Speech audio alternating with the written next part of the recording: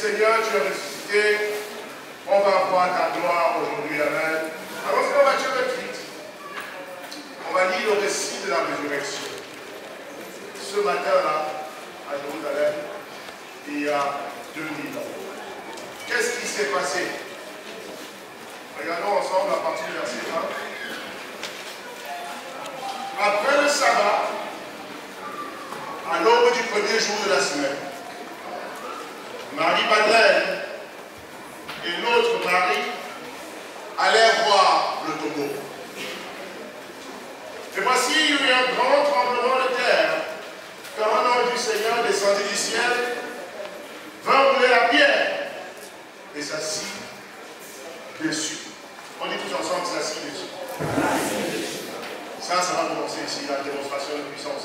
L'ange vient rouler la pierre et s'assit dessus. Vous savez pourquoi l'ange a roulé la pierre?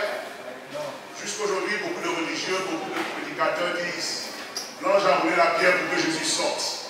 Ça, c'est des faux prophètes. L'ange n'a pas roulé la pierre pour que Jésus sorte. Jésus était déjà sorti. L'ange a roulé la pierre pour que Marie voie que le tombeau est vide. On acclame le Seigneur ce matin. Amen. Et Jésus dit le servant n'a pas besoin de l'aide d'un ange pour le faire sortir de la tente. J'entends les gens prêcher ça. Je dis, taisez-vous. Lisez bien votre Bible. Quoi? Il était couché et puis il a fallu qu'un ange roule la pierre. Et puis maintenant Jésus est... Non! Jésus sort même quand le tombeau est fermé. On dit Amen. Jésus rentre dans ta vie même quand les portes sont fermées. On dit Amen. Il n'a pas besoin que Jésus roule la pierre. Il sort en dépit de la pierre qui est sous le tombeau. Est-ce qu'il y a des aspects de ta vie qui sont bloqués par la pierre ce matin? Depuis tu attends un ange, tu attends que l'ange vienne rouler la pierre. On dit Jacques, sors du tombeau, tu dis papa je ne peux pas. Martine, sors du tombeau, je ne peux pas. Pourquoi? Il y a la pierre, je ne peux pas sortir tant que l'ange ne touche pas la pierre. Ce matin je suis là pour t'annoncer que malgré tes pierres, Jésus va rentrer dans ta vie ce matin. L'ange vient rouler la pierre pour dire à Marie, regarde ici, il n'est plus là. Pourquoi chercher parmi les morts celui qui est vivant? Frère et soeur, pourquoi est-ce que tu es encore avec les morts? Pourquoi aimes-tu la compagnie des morts quand Jésus veut te donner la vie? Pourquoi est-ce que tu es en train de remuer les ossements desséchés de ta vie? Ma vie, ça ne va pas. Mon mariage, ça ne va pas. Pasteur, vous ne comprenez pas. Je ne me sens pas bien, mon avenir est bouché. Pourquoi rester avec les morts quand Jésus est vivant? Amen, frère et soeur. Il s'assit dessus. Il faut que je me calme parce que je risque de m'énerver. Alors regardez. L'ange, le verset 3, son aspect était comme quoi? Vous avez vu l'éclair? Imaginez un être qui a l'aspect de l'éclair. Vous voyez l'éclair quand il y a la pluie qui organise sur la maison? L'ange est comme ça.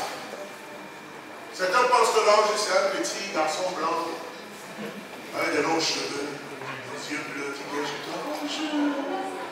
Ça c'est pas un ange, c'est un démon, on dit Amen. Parce que l'ange de Dieu, quand il vient dans ta vie, il bouleverse tout. Il est comme l'éclair, on dit Amen. Et ce matin, tu vas recevoir la puissance de l'éclair dans ta vie, tu dis Amen. L'éclair va foudroyer les courts-circuits de ta vie ce matin, tu dis Amen. L'éclair va te réveiller ce matin, on dit Amen. Son aspect était comme l'éclair. On dit comme l'éclair. Oh, comme l'éclair que tout le monde fuit. Et son vêtement était blanc comme la neige. Quelle est la couleur de ton vêtement ce matin? Est-ce que ton vêtement est rouge, noir ou bleu? Ou bien est-ce que tu es vêtu de blanc? Tous ceux qui côtoient Jésus sont vêtus de blanc, on dit Amen. Il ne s'agit pas de la blancheur de tes vêtements. Bien que la chorale soit belle ce matin. Vous avez vu comment le blanc est joli sur la chorale? Mais là, il s'agit de la blancheur de ton cœur. Quelle est la couleur de ton cœur, Seigneur? Parce que ce qui est dans ton cœur va sortir sur ton visage, on dit Amen. Ce qui est dans ton cœur va sortir dans tes habitudes, on dit Amen. On le connaît, l'arbre passé. Est-ce qu'il y a l'amertume dans ton cœur? C'est pour ça que ton visage n'est pas rayonnant. Est-ce qu'il y a le manque de pardon dans ton cœur? C'est pour ça que le tombeau est bouché. Est-ce qu'il y a le manque d'amour dans ton cœur? C'est pour ça que le tombeau, la pierre est toujours là. est-ce qu'il y a la critique dans ton cœur? Est-ce que tu assassines les gens avec ta langue? Combien de gens as-tu déjà tué avec ta langue? Certains d'entre vous pensez qu'être meurtrier, c'est prendre un couteau et tuer quelqu'un. Oui, ça c'est le meurtre. Mais il y a aussi un meurtre plus subtil. On peut tuer les gens sans utiliser un couteau. Frère, c'est la couleur de ton cœur ce matin. Aujourd'hui, c'est le matin de la résurrection. Amen, frère et sœur. Et son vêtement était blanc comme la neige. Et ce matin, l'église va être blanche comme la neige. On dit amen. Ce matin, chaque discussion publique va être blanche comme la neige. Amen. Wow. Incroyable. Eh bien, je ne vais même pas commencer déjà. Voilà comme les gros sont sortis. La Bible dit quoi? Quand ils ont pris l'ange, les gardes qu'on avait mis autour du tombeau, ils étaient 16. 16 grands gaillards légionnaires romains, musclés comme des bodybuilders, avec des armes de l'époque sophistiquée. C'était la première puissance du monde. 16 entraîneurs pour garder le tombeau. Vous savez pourquoi ils gardaient le tombeau? Pourquoi on les a mis là? Parce que Jésus avait prédit et avait déclaré publiquement à plus de 3 reprises devant l'Empire romain, devant les gouverneurs, devant les rois, devant Pilate, devant ses disciples, devant les ménagères. Il a dit, le Fils de l'homme sera livré aux pécheurs. Il sera mis en croix, il sera enterré, mais il passera 3 jours dans le tombeau, et le 3e jour, il ressuscitera d'entre les morts. On dit amen. Il n'y a pas un Seigneur comme Jésus qui peut d'avance dire ce qui va arriver. Sachant que ses ennemis vont le pourchasser pour ça. Il pourrait ressusciter en secret. Il pouvait ne pas le dire pour éviter plus de persécutions à ses disciples. Mais là, on sait à plusieurs reprises. Il dit, moi, je vous allez me mettre dans la tombe. Et le 3e jour, je sortirai vivre. Et ses ennemis ont dit, attention, maintenant il est mort. Mettons aussi toute la garde nécessaire, parce qu'on a entendu dire qu'il va revenir à la vie. Alors, mettons bien nos gardes, nos soldats, pour que ses disciples n'aillent pas voler le corps. Et après propager cette légende selon laquelle il est vivant. Et puis l'armée romaine qui d'accord 16 commandos avec des armes radicales devant le tombeau pendant 3 jours pour empêcher que le corps de Jésus ne soit volé. Et en mettant toutes ces dispositions pour empêcher que le corps ne soit volé, ils nous ont donné la plus grande démonstration de la résurrection malgré leur protection. On dit amen. Parce que vous savez, Dieu ne travaille pas dans notre vie quand les démons sont en dehors. Dieu ne travaille pas dans votre vie quand vous n'avez pas de problème.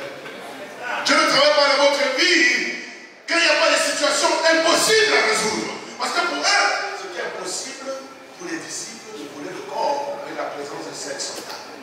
Quels sont les soldats que Satan a postés devant ta bénédiction pour s'assurer que tu ne sois pas béni? Quelles sont les malédictions qui traînent sur ta vie pour t'assurer que tu ne sois pas béni? Quels sont les péchés que le diable a postés comme des gardiens dans ta vie pour t'empêcher que la lumière de la résurrection ne t'atteigne pas? Eh bien, je suis là ce matin pour t'annoncer la bonne nouvelle. Ce qui semble impossible sera possible aujourd'hui. Amen.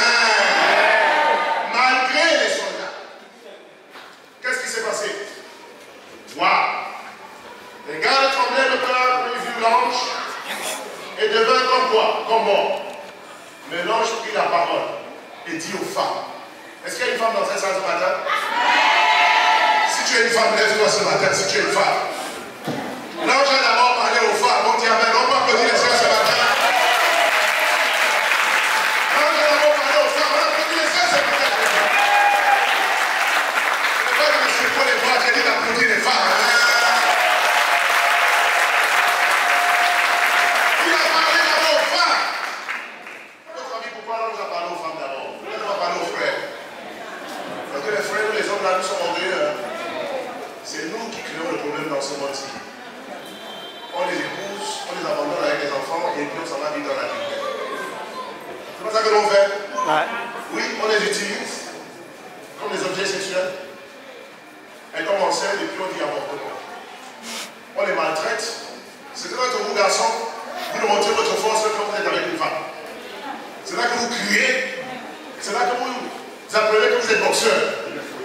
Hein? Vous êtes boxeur. Au lieu d'aller boxer ton ami garçon, tu vas te mettre à terre. C'est sur ma soeur que tu as vu pour aller mettre ta main. Il parle d'abord aux femmes. Parce que c'est la femme qui donne la vie. On dit amen. tu es si vivant. On dit Amen. Voilà pourquoi nous devons honorer notre Père. L'évangile a d'abord été prêché aux femmes. Jésus ressuscité, il ne s'est pas montré à Pierre. Il ne s'est pas montré à Jacques. Il s'est montré à Marie-Madeleine. Et aux sœurs qui étaient au tombeau. Qui étaient au tombeau ce dimanche matin? Ce n'était pas Paul. Ce n'était pas Pierre. Ce n'était pas Jean. Ce n'était pas Thomas. Ils ont marché avec Jésus. Ils ont reçu le pouvoir de guérir les malades. Ils étaient enfermés dans la chambre haute, tremblant de peur. Qui a eu le courage de braver les autorités romaines, la surveillance des soldats d'élite, et qui est allé au tombeau en prenant tous les risques pour aller embaumer le corps du Seigneur selon elle. C'est les femmes qui ont pris les devants. Et c'est les femmes qui rendent le monde meilleur. C'est nos mamans qui font banane brisée dans la rue et qui nous envoient à l'école. On dit Amen. C'est nos mamans qui sont sous le soleil, en train de prendre la tchétché à Dabou, sécher le poisson toute la journée. Elle pense à toi, elle pense à moi. Et même elle pense à cette énergumène de Marie qui est assise à la maison qui doit le bâtir. Maman travaille dur jusqu'à 22 heures. Fatiguée, le dos cassé. L'amour d'une mère. L'amour d'une mère. Comment Dieu ne va-t-il pas secourir les sœurs ce matin dans l'église? Amen. Les sœurs, ce jour de la résurrection, c'est votre jour. On dit Amen. On va se dire aujourd'hui c'est mon jour. Amen. Donc, dis aujourd'hui c'est mon jour. Aujourd'hui c'est mon jour. Aujourd'hui je vais voir Jésus. Aujourd'hui je vais toucher Jésus. Aujourd'hui Jésus va changer ma vie. Amen. Bon, les frères, vous êtes dedans aussi. Vous aussi vous allez le voir. Amen. Après les sœurs. Amen. Pourquoi je dis ça? C'est parce que dans notre culture les femmes ne sont pas honorées. Mais dans le royaume de Dieu, les sœurs doivent avoir une place spéciale dans la vie des frères. C'est pour ça qu'on va faire le séminaire des célibataires aujourd'hui, pour enseigner aux frères comment traiter les sœurs. Et pour enseigner aux sœurs comment repérer, pas les frères qui vont taper sur elles comme des tam-tams, mais comment repérer les frères qui ont le cœur de Jésus pour les conduire. On dit Amen. Les célibataires, vous êtes là ce matin, vous êtes chaud ou vous n'êtes pas chaud? Vous voulez voir, j'ai plus chaud que vous. Vous voyez mon visage comment ça coule? Mais moi, je suis déjà marié. Donc, si je suis plus chaud que vous, comment vous allez faire? Dans les célibataires, est-ce que vous êtes là ce matin? Il parla aux femmes. Il parla aux femmes. Qu'est-ce qu'il a dit aux femmes? Ah, il y a des frères qui sont contents ce matin parce qu'ils vont se marier enfin. Quand moi je parle, les gens se marient. Hein. Donc, vous allez vous marier, amen. Quand il y a un tombeau que tu as mis devant ta porte, là, tu vas enlever la pierre qui bloque ta porte d'entrée parce que tu es belle comme un ange, ma soeur. Et chaque frère va voir la beauté spirituelle qui est en toi ce matin, amen. On dit par là aux femmes. On dit par là aux femmes. Répétez après moi, il parla aux femmes. Il parla aux femmes. Il parla aux femmes. Mes frères, est-ce que vous parlez aux sœurs? Ou est-ce que vous attendez que les sœurs vous parlent? Certains frères, vous êtes doués comme des capes. Vous voulez vous marier, vous avez une cape mariée, les capes sont venus marier. Tu vas en déplacer, là, elle t'attend. C'est pour ça qu'elles mettent leur partout, les jolis habillés, elles sont spirituelles. Et te disent, dirige-moi, dirige-moi, fais quelque chose, ouvre la mer, ouvre la voie, montre-moi le chemin qui mène à Jésus. Je veux vivre une vie de rêve. Montre-moi comment on va servir Seigneur. Certains frères, vous êtes mieux comme des gens. Aujourd'hui, même les frères lui vont parler, on dit amen. Le jour de ton jour est arrivé. Je suis trop chaud. D'accord, il dit aux femmes, qu'est-ce qu'il a dit aux femmes? Pour vous, ne craignez pas. Car je sais que vous cherchez Jésus qui a été crucifié. Femme, ne craignez pas. Ma soeur, ne craignez pas. Maman, l'ange de l'Éternel t'a envoyé ce matin pour te dire, oui, malgré tes douleurs, malgré tes souffrances, malgré tous tes enfants que tu as fait, qui t'ont connu, malgré tout ce que le village dit de toi, femme, ne crains pas. Le monde peut être contre toi, mais Jésus est avec toi ce matin, ma soeur, ne crains pas, amen. Parce que c'est dans la peur que le diable te prend au piège. C'est dans la peur que l'immoralité frappe à ta porte. C'est dans la peur que tu vas prendre un bol de lentilles à ce monsieur qui veut simplement coucher avec toi. C'est dans la peur que tu penses que si tu ne sors pas avec lui, tu n'auras plus d'autre chance. C'est dans la peur que tu commets les erreurs les plus graves de ta vie, ma soeur. Et Jésus dit ce matin, femme, ne crains pas. Amen. Parce que je sais celui qui vous cherchez, Jésus qui a été crucifié. Et qu'est-ce que l'ange dit? Au verset 9. Il est où? Il est point ici. Il est ressuscité comme il l'avait dit. On dit comme il avait dit. Comme il avait dit. Venez, voyez les lieux où il était couché, et allez rapidement dire à ses disciples qu'il est ressuscité des morts. Et voici, il vous précède en Galilée. C'est là que vous le verrez. Voici, je vous l'ai dit. Elle s'éloignit promptement du sépulcre avec la crainte et avec une grande joie, et elle courut porter la nouvelle aux disciples. Le peuple de Dieu dit Amen. Amen. Wow. Quelle scène extraordinaire. Je pense que c'est le meilleur scénario des films qu'on a trouvé à Hollywood. L'histoire de Marie-Madeleine et ses sœurs. Vous allez pour embaumer un corps, mais vous revenez avec la nouvelle la plus splendide de l'univers. Il n'est pas dans le tombeau. Qu'est-ce que vous faites de vos parfums? Qu'est-ce que vous faites de vos pansements que vous avez en main? C'était votre vous. Vous cherchez Jésus, là il ne se trouve pas. Peut-être parce que ta vie ne change pas, parce que tu n'as pas encore rencontré le vrai Jésus. On dit Amen. Parce que votre Jésus, il est mort. Votre Jésus, vous pensez qu'il ne peut plus rien faire. Votre Jésus, vous pensez que vous avez besoin de l'aider pour faire des miracles dans votre vie.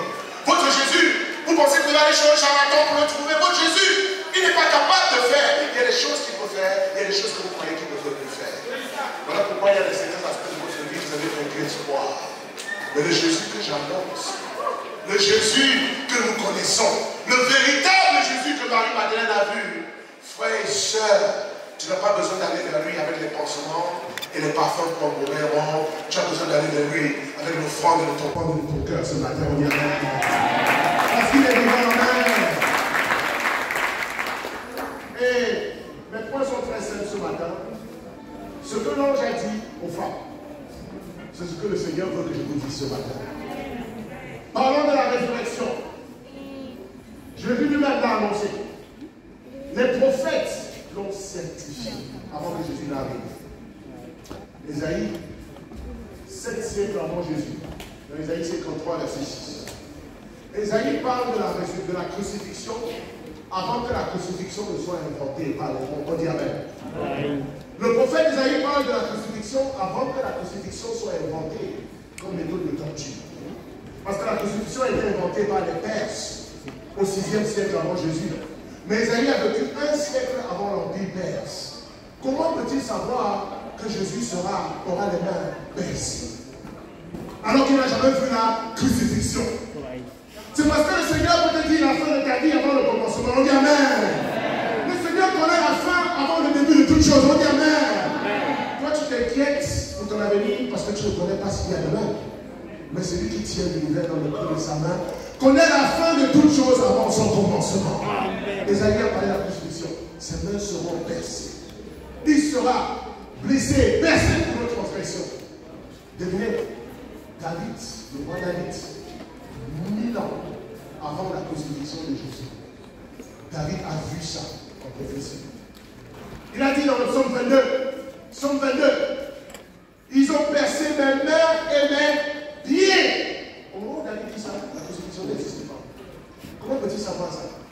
Ils ont percé mes mains et mes pieds. Psaume 22, verset 1. Quand Jésus monte sur la croix, quel est le premier cri de douleur qu'il pousse à Dieu? Quand il prend ta place sur la croix, il dit, mon Dieu, pourquoi m'as-tu abandonné? David a vu cette phrase 1000 ans avant que Jésus la prononce. Et le premier verset du psaume 22, c'est, mon Dieu, pourquoi m'as-tu abandonné? Et quand David parle de ça, il ne parle pas de lui-même parce qu'il n'est pas abandonné, il est nommé roi d'Israël. Mais il parle du fils de David annoncé par le prophète, qui prendra la place du pécheur sur la croix et qui par conséquent se sentira séparé de son père. David a dit ça 1000 ans avant. Ésaïe a vu la crucifixion 7 siècles avant. Le prophète Zacharie, 5 siècles avant l'événement, a vu la crucifixion. Ils ont vu les pieds et les mains percés. Mais vous savez quoi? Le même David qui a vu la crucifixion a vu la résurrection. On dit Amen. Il a dit, le tombeau n'est pas capable de regarder dans ses entrailles parce que son corps ne peut pas connaître la pourriture. pourriture. On dit Amen. Il me lèvera du milieu des morts. Frères et sœurs, la résurrection de Jésus est un fait historique. Et c'est la fondation de la foi chrétienne.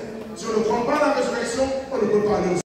Et le premier verset du psaume 22, c'est mon Dieu, pourquoi m'as-tu abandonné? Et quand David parle de ça, il ne parle pas de lui-même parce qu'il n'est pas abandonné, il est nommé roi d'Israël.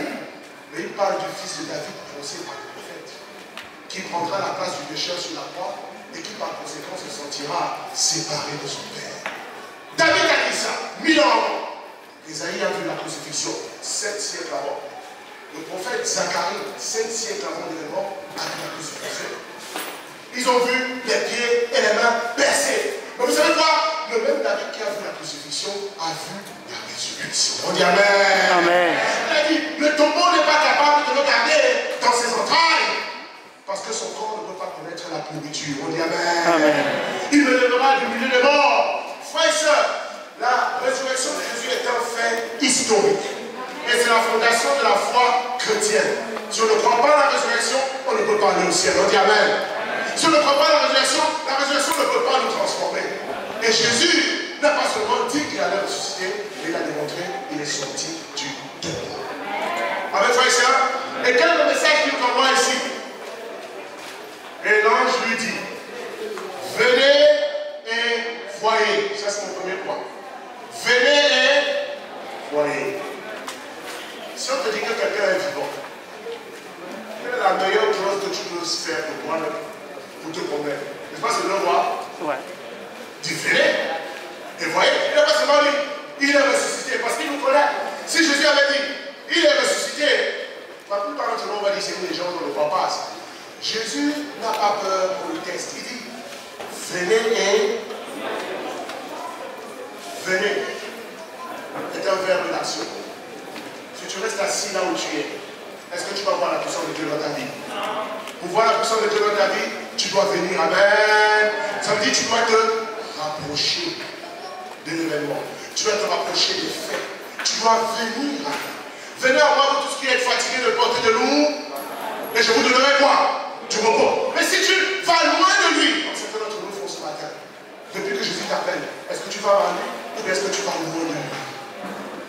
Certains, nous lisons de moins en moins la Bible, nous prions de moins en moins, nous évangélisons de moins en moins, on croit de moins en moins, mais tu es en train de t'éloigner.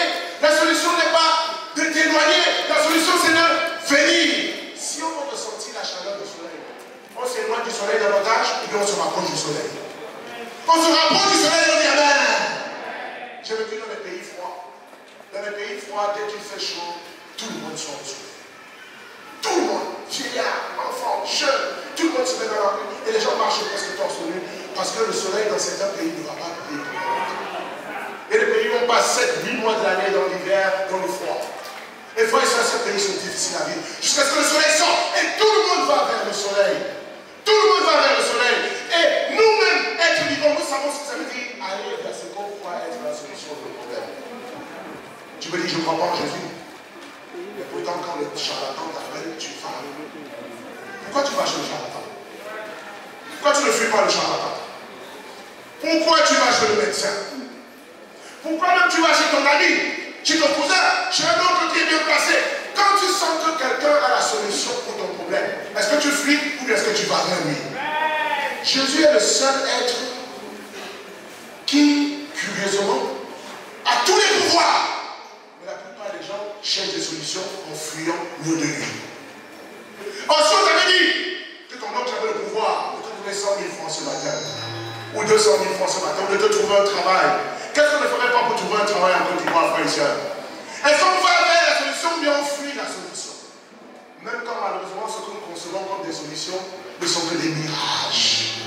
Ton oncle qui travaille à Tours, il a dit qu'il allait t'embaucher quand on va le nommer ministre. Est-ce qu'il t'a embauché? Il y a un qui a dit qu'il a te donné l'argent pour commencer les affaires. Chaque fois que tu vas oublier le bonjour tonton. Bonjour tonton. Vous savez, moi quand j'étais à l'école primaire, j'étais d'une famille très pauvre. Et je vais aller à mon école, à l'école primaire à pied, tous les jours. Et je reviens à midi, je repars. D'ailleurs, ce n'était pas nécessaire de revenir à midi parce que ma tante était au marché en train de vendre les tomates et les légumes. Donc quand tu reviens à midi, il n'y a même pas à manger à la maison. Oh, Dieu m'avait donné une chance. J'avais un oncle éloignez-vous de la famille. Vous savez, quand vous êtes dans la pauvreté, là, vous trouvez des relations familiales avec tout le monde. On dit Amen. C'est la pauvreté qui fait ça. On dit on est du même village et probablement même nos grands-parents ont un lien. C'est quand vous avez de la peine à expliquer pourquoi vous regardez. On dit mais c'est qui pour toi? On dit c'est mon nom. On dit c'est le frère de ta mère. Tu dis non. C'est l'arrière-cousin éloigné de mon arrière-grand-père. Et on est liés. C'est-à-dire que tu trouves le lien forcément avec celui que tu penses à t'aider. C'est comme ça que je fais avec cet homme-là. Honnêtement, il était ni le petit frère de ma mère, ni le petit frère de mon père. Ils étaient dans la même famille, de la famille élargie. Mais le fait qu'il va me rappeler ça, dans ma pauvreté, tous les matins je prends mon sac pour aller CP2. Je marche, je laisse le chemin de l'école, je m'en vais marcher. Et mon oncle était vendeur de bananes. Il avait plus de bananes, quand nous l'avons versé. Chaque matin, je passe avant là-bas. Et puis il est en train de vendre. Ah là, et moi je vais. Bonjour, tonton. Il dit c'est qui? Il dit c'est moi. Il dit quitte là d'abord. Il vend les bananes. Je reste là, je ne bouge pas. Après 2 minutes. Bonjour, tonton. Tu veux quoi? Et puis il me laisse là pendant moins 15 minutes, 20 minutes. Après il fait quoi? Il enlève une pièce de 50 francs. Et puis il me met ça. 50 francs. Moi, un petit garçon qui veut payer à l'école. Aujourd'hui, là, 50 francs, ça ne vaut plus rien. Mais à notre époque, là, tous les dinosaures, 50 francs, non, mais il a changé ma vie pour moi 2 jours. J'ai dit 50 francs. Il dit, on le voit, tonton, on le voit. Au lieu de prendre le chemin de l'école, je prends le chemin de la femme qui va baigner à l'école avec vous. Ah! 50 francs. Allez, les gars, quittez les rangs. C'est moi le petit là. Baigner de 20 francs, haricot de 15 francs, oui de 10 francs. Et puis j'ai le jeton même comme je mets dans ma poche. Je sonne le beignet, les bouillis, ça coule partout. Quand je m'avais en classe, là, je dors bien. Et le lendemain matin, bonjour tonton. Et à quoi? Tu vas vers la solution. Même quand mon oncle est tué, il dit, quitte là, est-ce que je quitte? Est-ce que je quitte? Tu n'as qu'à m'insulter. Mais donne-moi ce que je te donne. On dit Amen. Par conséquent, il est le seul être qui a tous les pouvoirs, mais dont les gens ont de la peine à s'en approcher. Toi, si tu as Jésus, tu peux t'en chercher la solution chez un homme qui ne peut rien faire pour toi.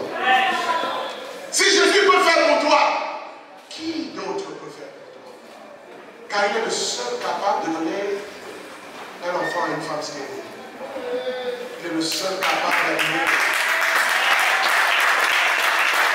un enfant à une femme stérile. Et il dit, viens! Et vois. Et pas dit, renseigne-toi. Il dit, viens. Parce que Jésus veut une rencontre personnelle avec toi. Il ne veut pas que tu entendes parler de lui par personne interposée. Et Jésus il a fait quoi?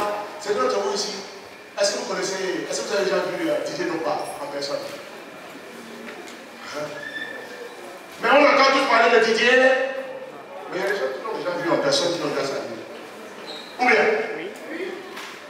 Je me souviens, j'étais dans l'aéroport de Londres, quand j'ai vu Michael Essien, l'ancien joueur de Chelsea. Tout le monde passait jusqu'à ce que je vois Michael Essien, c'est une star. Et puis j'arrive ma femme. Vous voyez, devant ma femme, il y a le gros dos comme ça. Quand j'ai vu Michael Essien, il dit chérie, Michael Essien, il dit c'est qui? Il dit toi là, tu ne connais pas ma langue. Michael Essien, tu vas me demander c'est qui? Le gars était en train de bâtir avec sa main comme ça. Pourquoi voici le pasteur de cours dans l'aéroport? Allez, tu vas où? Je dis Michael Essien, va et vois. Je dis Michael, sa femme se retrouve, dit c'est qui ça? Et puis maintenant, il se retrouve pour sa femme. Et sa femme dit, allons-y, les gens nous dérangent. Il a dit, calme-toi, calme-toi. Oui, monsieur. Et puis maintenant, je suis devant Michael Essien, je le regarde. En réalité, je vois qu'il est plus court que moi un peu. Mais maintenant, je lui dis, je sais même pas ce qu'il dit. Il dit oui, j'ai dit. Oh, Michael, c'est toi? Il dit oui, c'est moi. C'est moi, monsieur, c'est moi. J'ai dit, wow, Michael. Il dit, ça va me dire, allons-y. Il dit, monsieur, vous voulez quoi? Il dit, tu sais jouer au ballon? Il dit, je sais, oui, je sais jouer. Il dit, vraiment, est-ce qu'on peut prendre une photo ensemble? Je n'ai pas dit, non, Michael, on a beaucoup de temps, on a temps. Il a dit, fais-moi une photo avec lui. Vous ne pouvez pas savoir le bonheur qu'il y avait dans mon cœur. J'ai fait une photo avec qui? Au jugement dernier, si je dis à Jésus, j'ai fait une photo avec Michael Essien, il ne va pas se souvenir de qui c'est. Mais pour moi, Michael Essien, c'est une star. Il a fait une photo avec moi. La femme a été complète.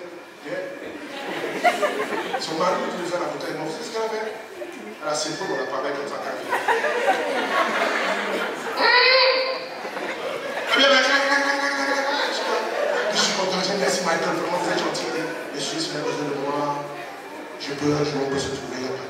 Waouh! J'étais là. Puis ma femme vient me revenir chez moi. J'ai fait une photo avec Michael ici. Elle dit c'est où?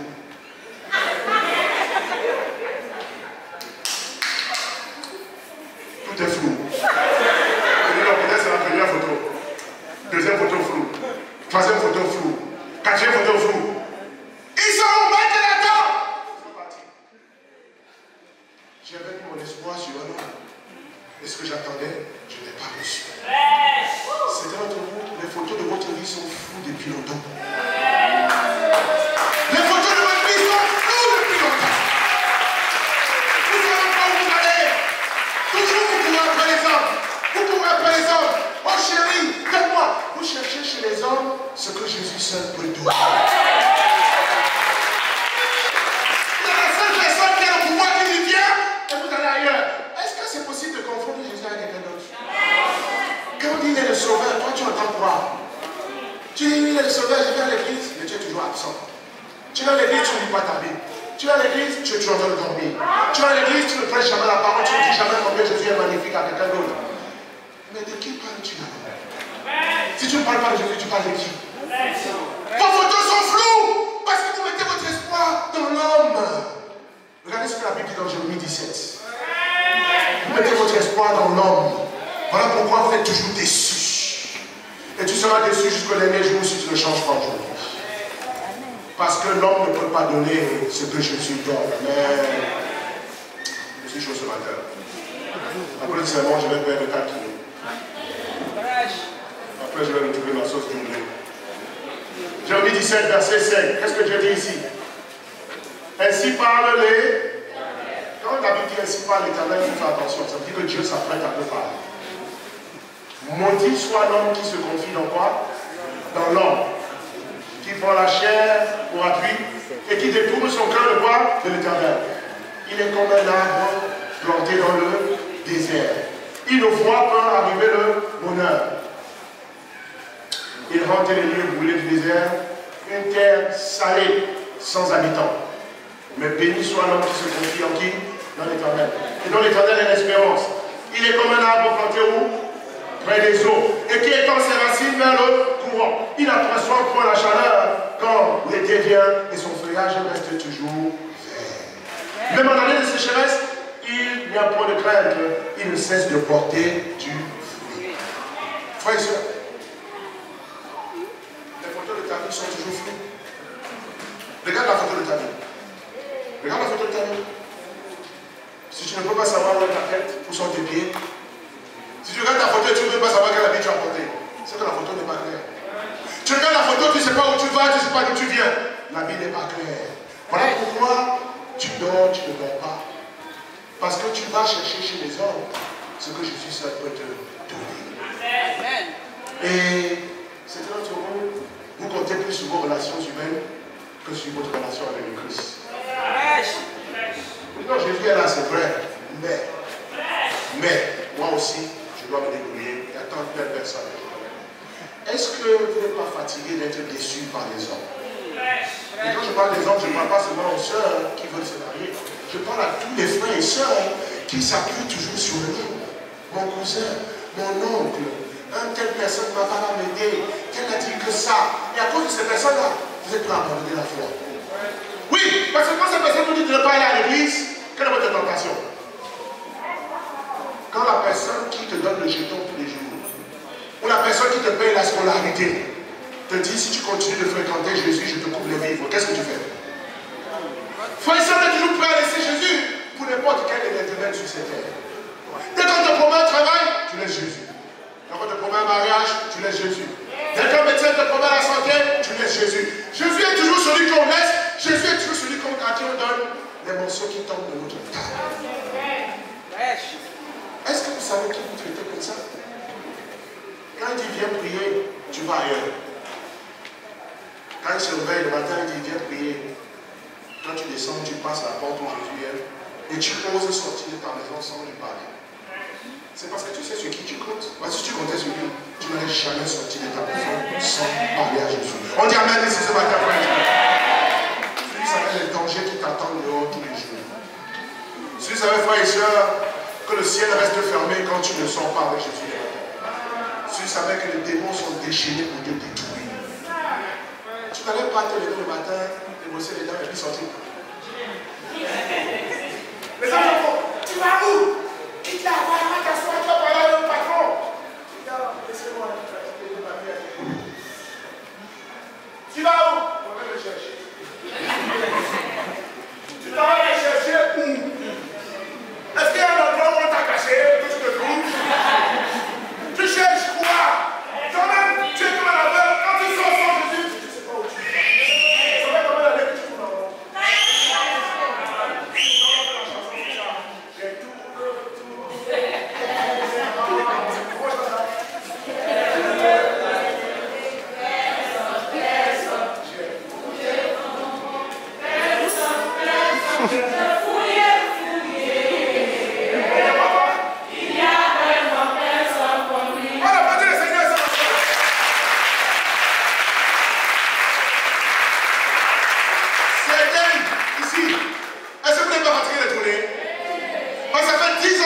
Cherche. Il t'a proposé une relation, il dit viens et vois.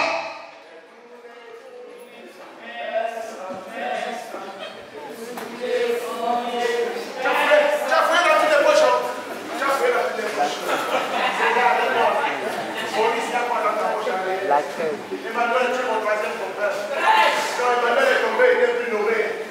Toi, nous, c'est toi, je cherche. Ok, non, c'est toi, mon frère, aide-moi. Marie-moi. J'ai fouillé, personne, j'ai tourné personne. Arrêtez, tu as tourné jusqu'à tu as le tourné. Ça veut dire que tu marches, moi, tu marches là. Tu es là. On a un pays seulement des échecs. Les ministres, les gouverneurs, les maires, les directeurs de cabinet, les étudiants, à 20 ans, tu as déjà mal au dos, tu as fait quoi? Tu as conçu pour la vie, à 20 ans, tu as déjà les rides. Parce qu'à 20 ans, c'est l'âge où on commence à laver ses assiettes. Quand tu as déjà les rides, tu as déjà roulé ta bosse jusqu'à... Toi-même, à 20 ans, tu as déjà connu 3 mariages. Tu es pressé dans la vie hier. Toi, petite fille de 18 ans, là, tu as combien d'enfants? 6. Donc, quand tu as commencé tes accouchements, quand Jésus était à la croix, quoi. Et toi, mon frère, tu cherches quoi? Et toujours, tu vas vers les faux jetons, toujours en train de te fatiguer, toujours en train de refuser l'offre de Jésus. Ce matin, arrête de tourner. Arrête de chercher. Parce que ce que tu as cherché, ce que tu as fouillé, ce que tu as voulu, aujourd'hui Jésus te le donne gratuitement. Amen. La seule condition, c'est que tu viens et puis tu vas voir. Où est-ce que tu vas le voir? Dans sa parole. Il n'est plus dans le tombeau de Jérusalem. C'est notre tombeau. Mais je ne peux pas venir le voir parce que Jérusalem c'est loin. Il faut payer le billet.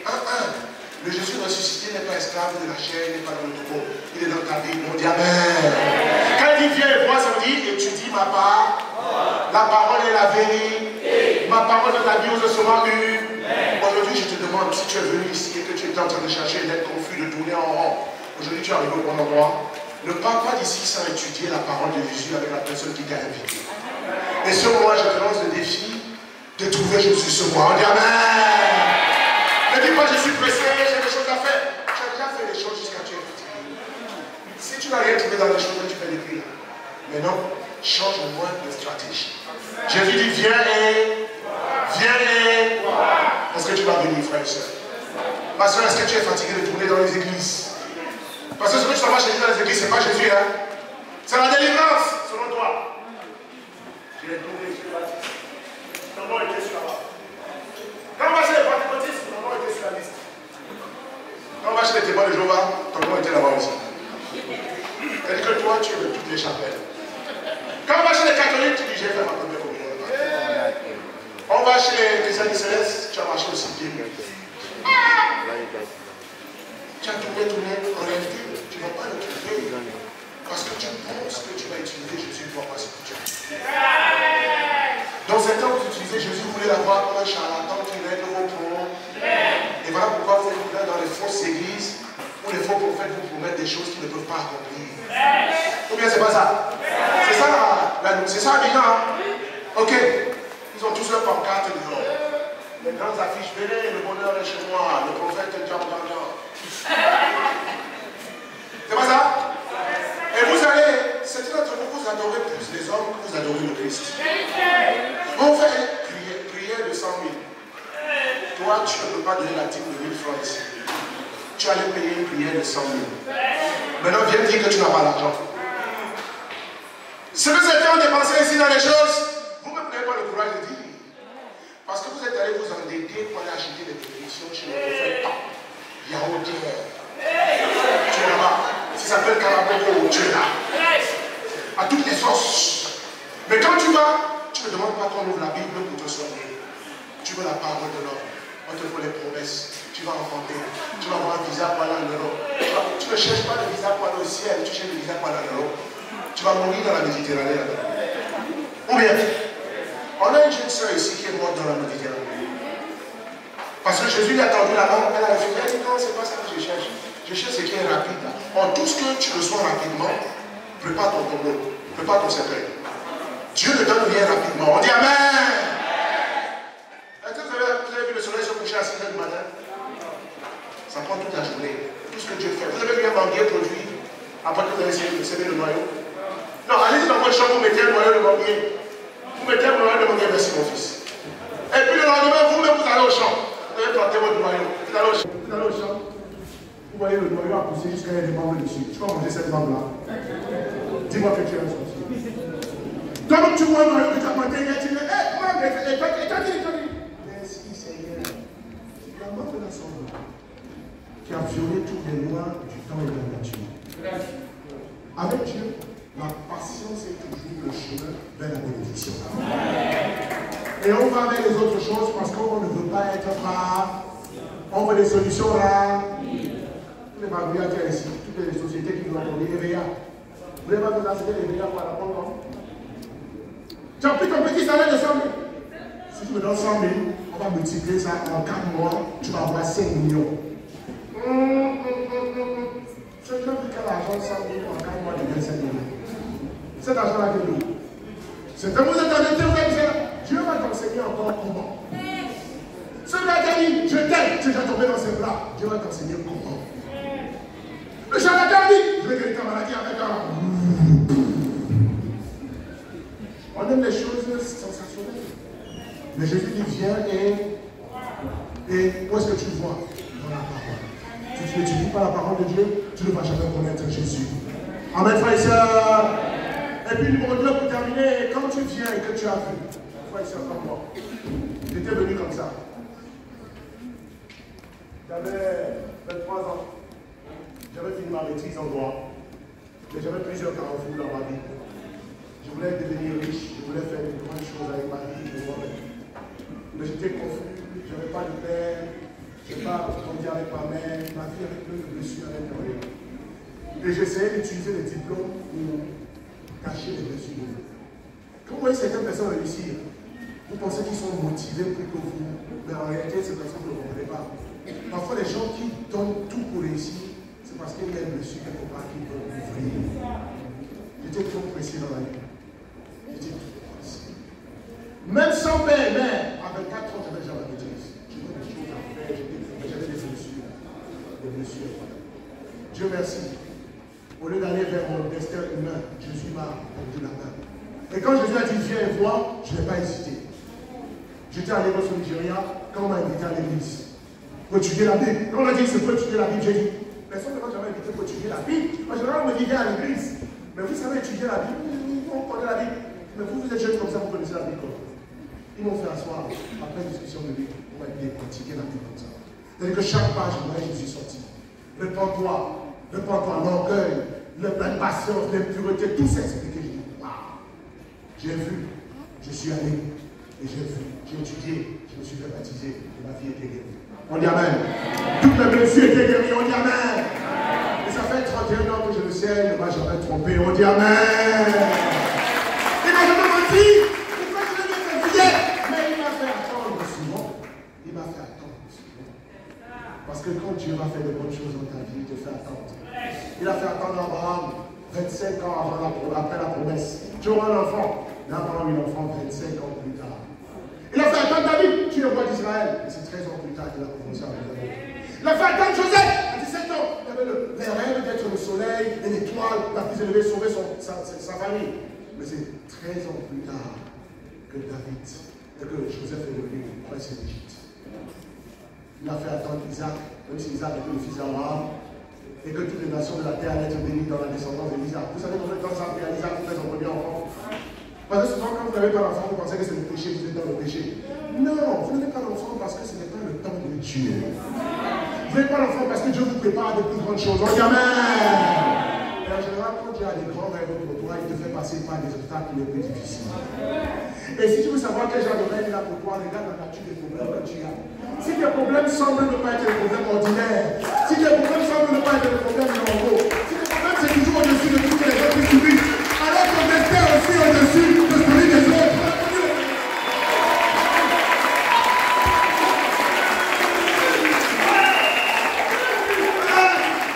Les problèmes sont la face cachée de ta bénédiction.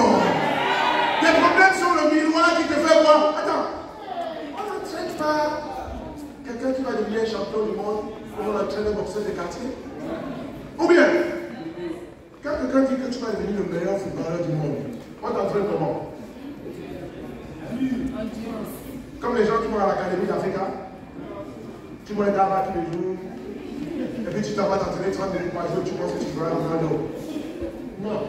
La discipline sévère qu'on t'impose est une manière de te dire qu'on te destine à la gloire. On dit Amen. On dit Amen, Christ.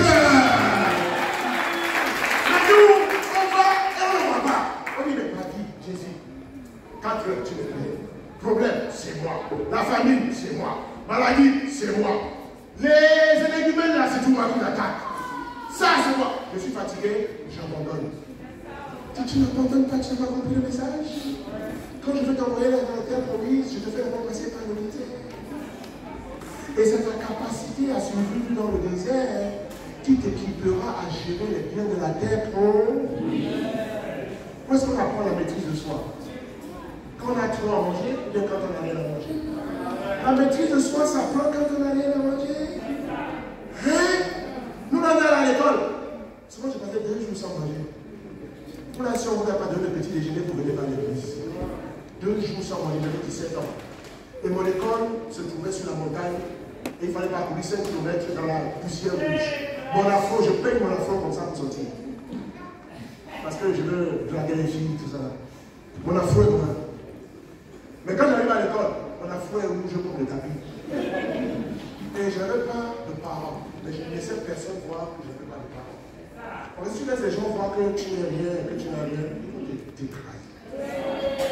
Donc, un jour, 2 jours, je suis à l'école. Le premier jour, je serre mon visage. Quand j'arrive à l'école, mes yeux tournent. Je n'ai pas mangé toute la journée. Je dormais avec des amis, il n'y avait rien à manger. Et quand je m'assois, le professeur de physique, dit Feuille, tu es là? Il dit présent, monsieur. Allez, qui va être le chef de classe? Les amis disent, là, il est fort. Il prend tous les potes et je suis tout souviens. Quand midi arrive, mes amis s'en vont chez eux pour aller manger. Là, je me couche sur les dents. Le vent nous fait. Maîtrise de soi. En même temps, le diable dit, tu peux voler, tu peux prendre la drogue, tu peux faire plein de choses. Je dis jamais, ça c'est pas mon destin. La nuit peut durer, mais le jour va se lever sur le soleil. Et je dis la même chose. Ta nuit peut durer, mais le jour va se lever sur ta vie. La question c'est quand le jour se lève, est-ce que tu seras là? Certains vous mourrez avec votre nuit parce que vous avez tellement abandonné. La maîtrise de soi s'apprend dans le désert. L'humilité s'apprend où? Est-ce que l'humilité s'apprend quand on a? L'humilité s'apprend quand on a. Le courage s'apprend quand tu as déjà une voiture à conduire. Non, le courage s'apprend quand tu marches à pied 10 km par jour. Et puis ce caractère que tu as bâti dans l'adversité, tes muscles sont en train de grandir, tu ne te rends même pas compte de l'homme que tu es en train de devenir. Ta discipline de vie, tu ne mens pas, tu ne voles pas, tu ne tues pas, tu restes intègre, c'est difficile. Quand tout le monde dit il n'y a plus d'espoir, tu ne vas plus te marier, tu dis mon Dieu n'a pas dit son dernier mot. Amen, frère et sœur. Isaac a attendu 20 ans pour avoir son premier fils. Mais pourtant, c'est lui que Dieu a dit à Abraham, ça t'amène ta descendance, et je te donnerai une descendance nombreuse comme tu n'es pas dans le ciel. Comment tu vas avoir une descendance nombreuse si tu n'as pas d'enfant? Mais la Bible dit Isaac pria. On attend, on est patient, on vient, on étudie la Bible, on devient disciple, on ne tombe pas dans la foi, on attend, on se réjouit d'être avec le Maître, on a confiance en ses promesses, on se couche sans frayeur. Non pas parce que les circonstances sont favorables, mais parce que Jésus te tient dans le creux de sa main. Et quand il estime que tu es prêt pour l'avancement, il peut changer ton destin en un jour. On dit Amen. Dis un jour. Dis un jour. Et dis ce jour-là, arrivé aujourd'hui. Amen. Tu peux attendre 20 ans. Ne pense pas que Jésus fait les mathématiques comme les hommes. 2 plus 2 égale 4. Jésus, 10 plus 10 égale 1, s'il veut. Un autre jour, il fait 10 plus 10 égale 2000. Tu dis, Jésus, tu as maté, il dit, tais-toi. Je peux pas sur les mathématiques. Je fais ce que je veux, quand je veux, comme je veux. Mais je cherche celui qui a la foi, qui a confiance en moi. Amen. Frère et sœur, un jour, tu vas te visiter. Mais la question, c'est quand maintenant le Seigneur vient pour mettre fin à tes supplices, est-ce que tu es là? Certains vous êtes tombés. Certains vous êtes chez les mystiques, chez les francs-maçons. Parce qu'ils vont vous donner l'argent rapidement. Le diable ne donne jamais rien sans quelque chose en retour. Et quand le diable te donne la richesse facile, l'argent facile, tu sais ce qu'il prend en retour? Lui aussi n'est pas bête. Quand le diable te donne l'argent, il ne demande pas l'argent en retour. Quand il te donne la richesse, il ne te demande pas la richesse en retour. Qu'est-ce qu'il te demande? Il te demande la chose la plus précieuse de ta vie. Il te demande ton sang. Il te demande ta vie. Vous les voyez comme ça, ils ont tout depuis ton à 20 ans, à 30 ans. Mais comment on peut mourir si jeune? Parce que tu ne sais pas quel pacte il a fait pour avoir ce qu'il a. Et vous arrêtez d'envier les autres et de maudire Dieu parce qu'il ne vous a pas fait comme votre cousine, comme la fille qui est de votre voisin. Vous la voyez, elle porte les Louis Vuitton, les pieds carrés, les mascaras sont. Comment tu veux appeler le mascara? Moi, j'ai jamais vu le mascara, le massage. Elle porte tout ça. Et toi, tu dis, hé Seigneur, pourquoi moi je ne suis pas elle? Est-ce que tu es prêt à faire ce qu'elle fait pour avoir un sac Louis Vuitton? Parce que tu vois le sac Louis Vuitton, mais tu ne vois pas ce qu'elle fait. Elle dit, tu vas aller où elle est? Eh bien, tu veux dormir où elle dort? La fille qui était Miss France il y a quelques années, Sonia Roland, jeune fille d'origine rwandaise, belle, 22 ans, elle a fait le concours Miss France. Elle est devenue première Miss de couleur de la France. Où que je me trompe? Je pense que c'est Sonia Roland. La gloire, elle a signé tous les contrats. Quand tu fais Sonia Roland, son nom sort partout. Cette jeune fille, on regarde ça, on a envie. On dit pourquoi je suis dans Djamé? Moi, il a devenu Sonia Roland. Tu vas devenir Sonia Roland. Tu vas avoir ce que Sonia Roland a eu. Est-ce que tu sais par où elle est passée? Toi, tu as envie, c'est qu'elle a en main, mais est-ce que tu peux prendre le chemin? Ça vient de sortir. Parce qu'il n'y a rien de secret qui ne sera exposé. Ça vient d'être exposé. Vous savez ce que Sonia Roland a fait? Elle sortait avec Omar Bobo, qui pouvait être son arrière-grand-père. Elle sortait avec Omar Bobo, et la contrepartie, c'est Omar Bobo lui a acheté une maison de 800 000 € en France. Et puis, il l'a positionné dans le milieu des Illuminati pour faire plus. Vous savez les complices comme ça? Vous pensez que c'est parce que ta mère t'a accouché, tel, comme ça, la personne avant ça? Il y a toujours quelque chose derrière. Tu vas te déshabiller. Le diable va voir ta nudité. Sonia Roland, avec Omar Bobo, elle a eu la gloire du monde. Maintenant, c'est sorti. Elle dit, elle ne savait pas. Mais ce qui me fait mal, c'est qu'il y a des gens dans ce sac qui disent, je préfère avoir ça que de vivre la vie avec les. C'est parce que tu n'as pas encore vu Jésus. Donc, tu vas avoir pour cette vie éphémère, tu vas te prostituer avec les démons. Tu vas être une prostituée de luxe. On va te balancer comme ça, comme une salle, une balle de rugby. Et les gens qui sont dans les sectes secrètes, ils ne font pas les choses normalement. Quand il veut sortir avec toi, il ne fait pas. Il sort avec toi comme le diable sortira avec toi. Suivez ma parole. On va te faire des choses sales. On va vendre, on va prendre ton âme, on va te vider de toute substance. Et puis on va te habiller de Louis Vuitton. Tu vas être un cadavre qui se balade à Louis Vuitton. malade qui ne veut pas aller chez lui, qui le roi dit, mais on a la vie, et puis si on enlève le bouton là, tu sais ce qu'il y a de l'élève. Aujourd'hui, arrête ta convoitise, Jésus te suffit, amen. Viens et vois. Et pour finir, je vais finir sur ça.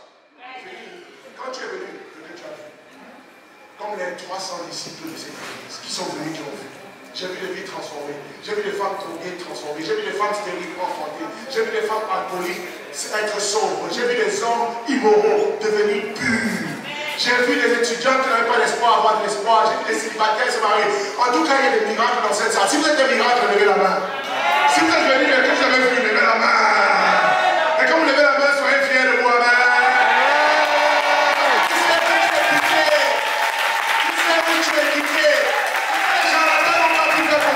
Ce que l'école n'a pas pu faire pour toi, ce que l'argent n'a pas pu faire pour toi, ce que les diplômes n'ont pas pu faire pour toi, ce que les relations n'ont pas pu faire pour toi, je suis fait pour toi un jour ici dans cette salle. Et parce que je suis fait pour toi, qu'est-ce que l'on dit à Marie-Madeleine? Venez, voyez, puis rentrer à la maison dormir. Venez, voyez, allez-y rapidement et annoncez. Pourquoi on voit? Pour devenir un témoin. On dit amen. On voit, Marie-Madeleine n'a pas vu. Et puis elle est rentrée, je lui ai dit, hé, je ne suis pas venu. J'ai vu Jésus, je vais ouvrir mon église. Je suis l'église de la vision de Jésus. C'est ce qu'elle a fait. Elle a commencé à chercher les habits, dormir, manger, tranquille, prier Dieu, remercier Dieu tous les jours. Tu m'as sauvé, alléluia. C'est comme ça qu'elle a fait. Viens voir et puis va rapidement et dis. Vous voyez, le salut de Jésus s'accompagne toujours de la mission de Jésus. Quand il te sauve, c'est pour que tu ailles dire. Et comment tu vas dire? Comme Marie-Madeleine a dit, elle a couru. Elle a couru. Parce que je fais quoi? Va rapide. Certains d'entre vous, ça prend combien de temps pour obéir à Jésus? Il dit, va rapidement. Certains, depuis qu'il vous appelle là, vous venez comme ça. Cours là!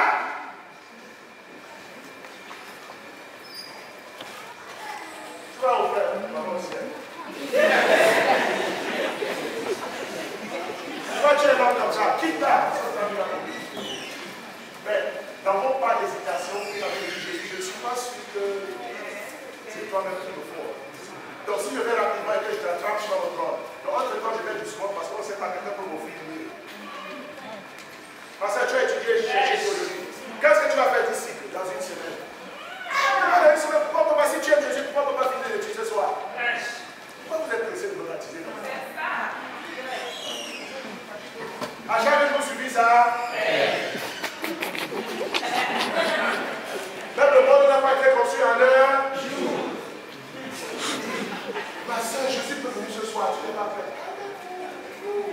Et pourtant, entre-temps, tu as te dit, je ne suis pas sûr que je vais laisser mon père. C'est ça qui était là. Vous savez quand quelqu'un va là?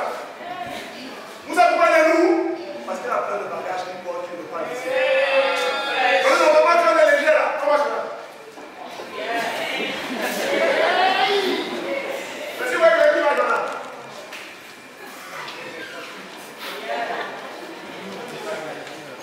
Toi aussi, viens ici. Je vais mettre un charbon sur ton dos. Mais dis-moi que tu peux courir avec un charbon. Si on porte un charbon, bien sûr, on va faire. Entre-temps, Jésus peut venir ce soir. C'est notre groupe qui est en train de dire, j'ai vu la vérité, je n'étais pas chrétien, je n'ai pas fait ce que la Bible a dit, mais je me suis déjà baptisé. Ah, c'est la sorcellerie, bien sûr.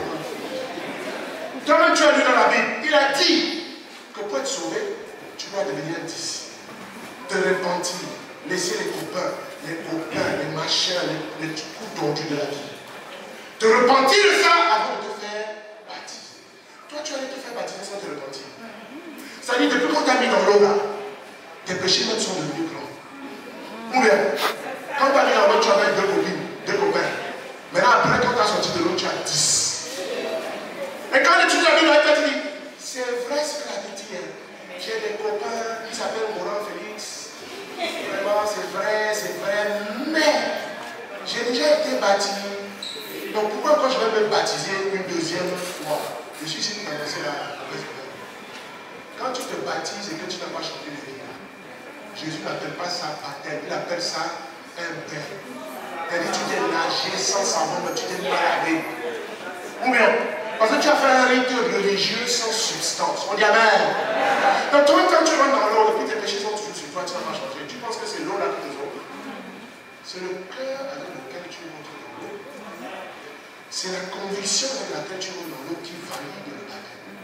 Or, il y a des gens qui sont baptisés 10 fois, ils ont raté les 10. Parce qu'ils ne se sont pas baptisés selon les conditions de Jésus. On dit amen. Amen. Donc arrêtez votre histoire de je comprends. Vous dites frère, je ne dois pas être avec les copains et les copines. Mais quand même, je me suis déjà baptisé. C'est nul et de nul de faire.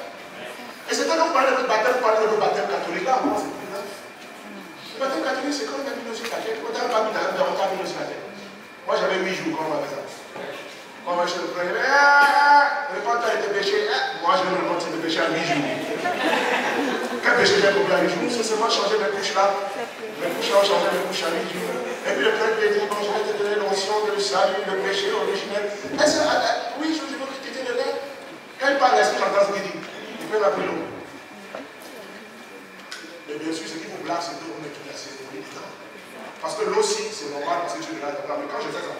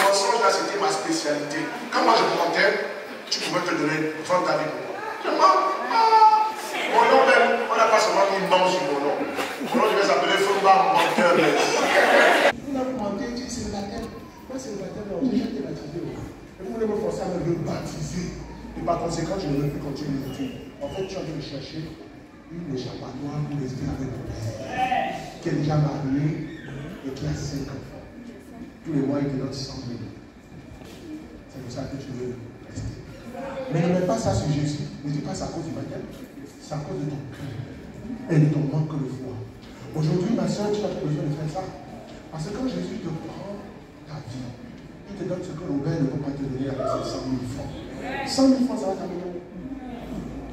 Tu vas sur le campus, tu vois les jeunes filles qui doivent lui faire allemand, anglais, elles sont assises dans les caca, comme ça. Alors que sa maman est assise dans la journée là-bas. Maintenant, elle veut vivre la grande vie. Et il paraît que les femmes de Côte d'Ivoire, leur rêve est venu, c'est je ne fais rien dans la vie, je prie et je tombe sur un joker. Voilà ce que les femmes attendent en Côte d'Ivoire.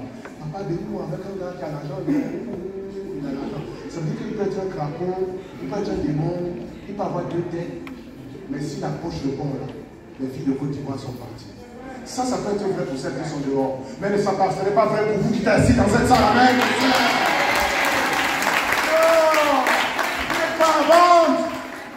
Vous n'êtes pas à vendre.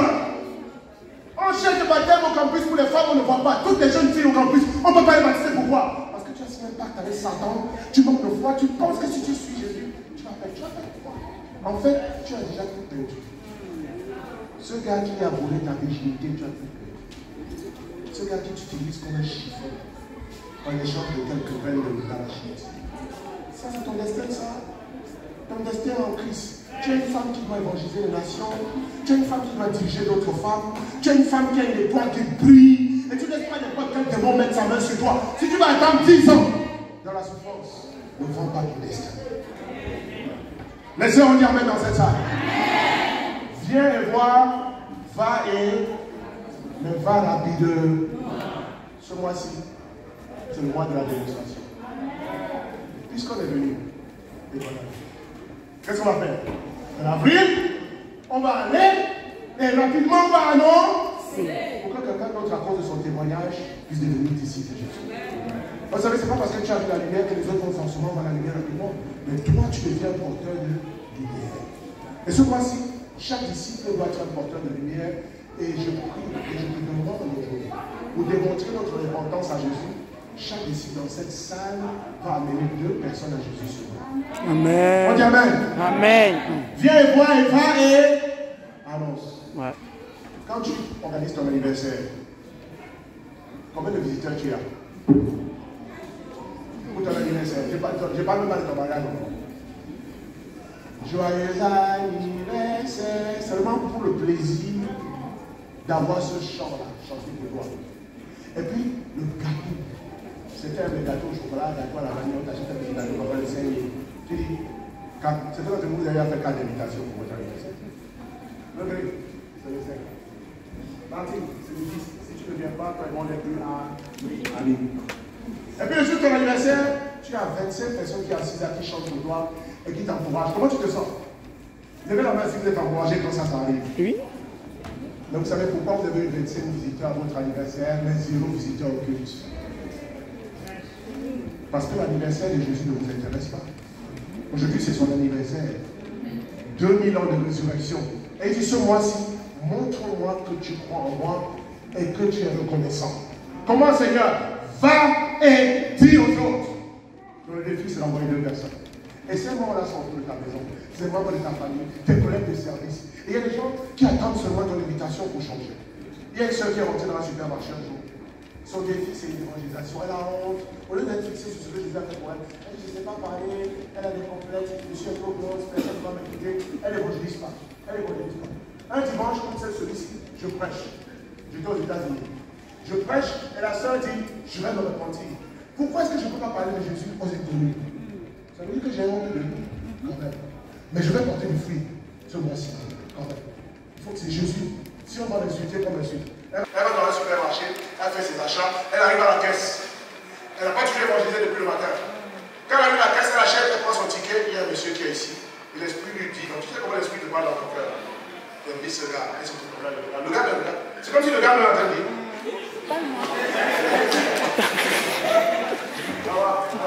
Sauve-moi. Tu ne sais pas le feu qu'elle a dit, dis c'est moi. Elle regarde, son cœur va. Elle sort, elle va dans sa voiture. Elle fait comme si elle n'a pas entendu la voix de l'esprit. Elle débarque la voiture et puis elle brûle dans le bouche. Elle commence à pleurer. Je n'ai pas obéi. Seigneur, donne-moi la chance de tout faire. Ne le trouve pas. L'esprit va brûler ce gars dans la salle à cause de tes hésitations. Mais Dieu a eu la miséricorde. Elle sort, elle essuie ses yeux. Elle entre quand tu fais marcher. Là-bas, les supermarchés, c'est énorme. C'est pas capsule, c'est capsule type.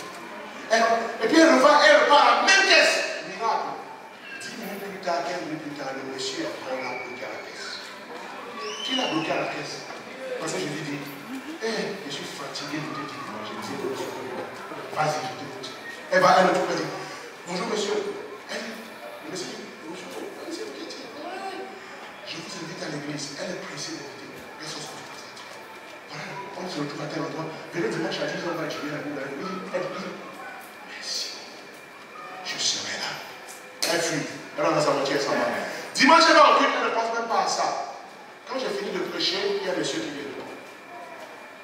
Bon, excusez-moi, j'ai été invité par une soeur qui est un peu comme ça, un peu comme ça, un peu comme ça. Elle m'a dit de venir parce qu'on va étudier la Bible avec moi. Et puis on prend le micro, on dit, qui a invité ce monsieur? Allez, c'est moi! Hey, donnez-nous sa manche! Le gars a étudié en une semaine, il a été baptisé. Ouais. Entre-temps, pourquoi Dieu voulait sauver ce monsieur? Le même mariage, divorce, enfant, cassé, brisé, rêve ruiné. Sa vie est un cauchemar. Il pense à se tuer. Il ne sait plus s'il y a de l'espoir. Il a essayé les églises, ça n'a pas marché. C'est pour ça que j'ai utilisé Alissa pour aller le chercher. Lui, il se baptise, mais si vous voyez comment il est aidé, lui seul, il a amené les gens, amené les gens, amené les gens. En un an, il s'est marié. Il s'est marié à une autre soeur qui est en train de tomber dans la foi. Parce qu'elle ne voyait personne. Et puis, c'est comme si on a baptisé son gars. Donc elle ne savait pas. Parce que c'est bon d'aller passer par la soeur. Ne désespère pas. Va en tête avec un frère. Et puis, devinez, les deux nous invitent à en sortir. C'était la première sortie, elle nous invite à en sortir. C'est là qu'on a vu que le miracle se passe. Vous nous avez invité, mais il ne pose pas avec vous. On a assis à table, il se regarde là. Oui, tu as dit quoi? Les yeux. Maintenant, il dit, on est là. Quelques semaines plus tard, mon cœur bat. Ils sont mariés et ils sont anciens dans une partie de l'église aux États-Unis. Puis après seulement 3 ans pour la foi.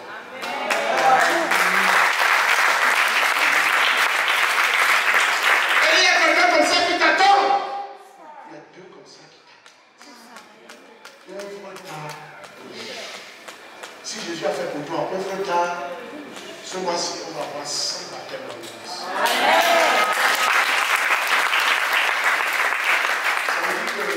On est 300, j'ai dit seulement 100. Est-ce que vous savez que moi-même je prêche et j'ai déjà disqualifié 200? Quand ils étaient écoutés, je n'avais pas fait. Je dis, pasteur, pas c'est bon, mais viens prier pour l'émission après. Quand tu décides de désobéir volontairement, le pasteur peut chier, prier pour moi. Mais le pasteur n'est pas Jésus. Jésus connaît ton cœur et il ne jette pas ses pères au pont. On dit Amen. J'ai dit, ce monde aura 100 baptêmes. Je l'ai disqualifié 200. Parce que 200 ici. Ok? Mais il y a 100 qui vont écouter. Question. Est-ce que tu seras parmi les 200 qui vont rêver? Ou bien tu seras parmi les 100 qui vont donner gloire à Jésus? C'est moi. Amen. Il est vivant. Viens voir et va et annonce. Et Dieu sera rendu toute la gloire.